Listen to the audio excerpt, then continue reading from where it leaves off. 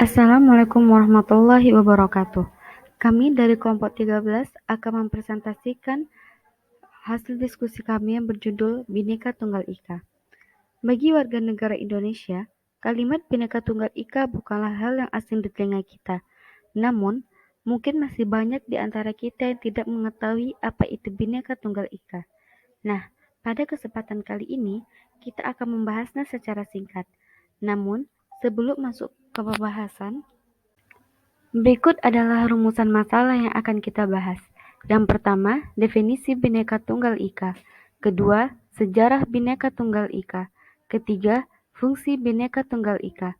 Keempat, nilai-nilai Bhinneka Tunggal Ika. Kelima, prinsip Bhinneka Tunggal Ika. Keenam, kebinekaan bangsa Indonesia. Langsung saja kita masuk ke pembahasan yang pertama, yaitu definisi Bhinneka Tunggal Ika. Bhinneka Tunggal Ika adalah moto atau semboyan bangsa Indonesia yang tertulis pada lambang negara Indonesia, yaitu Garuda Pancasila. Frasa ini berasal dari bahasa Jawa kuno yang artinya adalah berbeda-beda tetapi tetap satu. Apabila diterjemahkan per kata, kata Bhinneka berasal dari dua kata yang mengalami penggabungan, yaitu bina yang artinya terpisah, berbeda, dan ika yang artinya satu. Kata tunggal berarti satu.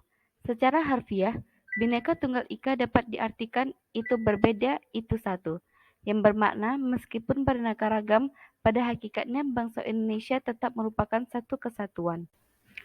Lanjut ke pembahasan yang kedua, yaitu sejarah Bhinneka Tunggal Ika.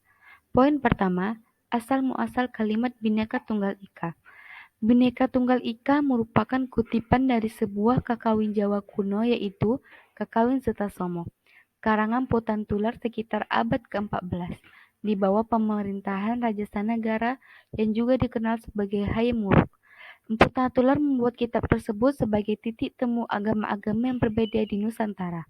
Dalam kitab tersebut, Empu Tular mengajarkan toleransi antar agama, dan kitab tersebut menjadi ajaran yang dianut oleh pemeluk agama dan Buddha. Kakawin ini istimewa karena mengajarkan toleransi antara umat Hindu Siwa dan umat Buddha. Lanjut ke poin yang kedua, yaitu ditetapkan sebagai semboyan negara. Semboyan Bhinneka Tunggal Ika pertama kali diteliti oleh Prof. Hakern pada tahun 1888 yang dimuat dalam tulisannya yang berjudul Verspreidingschriften, dan tulisan tersebut dibaca oleh Muhammad Yamin. Kemudian frasa tersebut dibawa pada sidang BPU PKI pertama. Setelah merdeka, semboyan itu dicantumkan dengan lambang yang dibuat oleh Sultan Abdul Hamid dan diresmikan pemakaiannya oleh Kabinet RIS pada tanggal 11 Februari 1950 sebagai semboyan dalam lambang negara.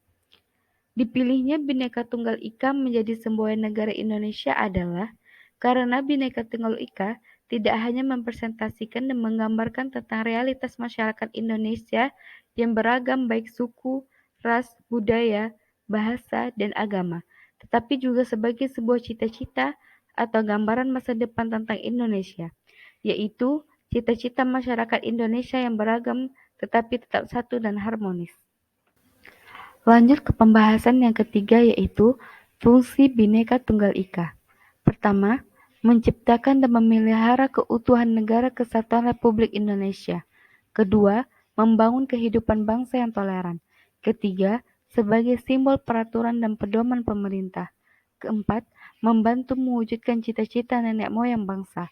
Kelima, memperkuat perdamaian Indonesia. Keenam, membentengi perdamaian Indonesia. Ketujuh, mewujudkan masyarakat madani. Pembahasan yang keempat yaitu nilai-nilai Bhinneka Tunggal Ika. Yang pertama adalah toleransi. Yang dimaksud di sini ialah toleransi dalam kehidupan, yaitu berupa sikap menghargai pandangan dengan sabar, menghormati keyakinan atau kepercayaan seseorang atau sekelompok lain. Yang kedua, keadilan. Keadilan adalah suatu sikap mau menerima haknya dan tidak mau mengganggu hak orang lain. Yang ketiga, gotong royong. Gotong royong menurut Kamus Besar Bahasa Indonesia atau yang disingkat sebagai KBBI adalah bekerja secara bersama-sama, saling tolong-menolong, dan saling bantu-membantu. Pembahasan yang kelima yaitu prinsip-prinsip Bhinneka Tunggal Ika. Yang pertama adalah common denominator. Indonesia memiliki keberagaman agama dan aliran kepercayaan. Common denominator artinya mencari prinsip yang sama atau bersifat umum dalam setiap agama dan aliran kepercayaan. Prinsip ini dijadikan pegangan untuk menyatukan bangsa Indonesia. Yang kedua, tidak bersifat sekretariat atau eksklusif. Tidak ada suatu hal yang dianggap paling benar atau memiliki martabat yang lebih tinggi. Paham sekretariat dan eksklusif hanya menimbulkan rasa cemburu, curiga, dan persaingan tidak sehat, serta dapat memecah persatuan dan kesatuan bangsa Indonesia. Yang ketiga, sifatnya universal dan menyeluruh. Penerapan prinsip Bhinneka Tunggal Ika antar masyarakat harus saling menghormati, mencintai, menjaga toleransi, menjaga kerukunan, dan saling mempercayai. Yang keempat, bersifat konvergen. Yang kelima, pluralistik dan multikultural. Baik, kita masuk ke pembahasan yang keenam, yaitu kebinekaan bangsa Indonesia.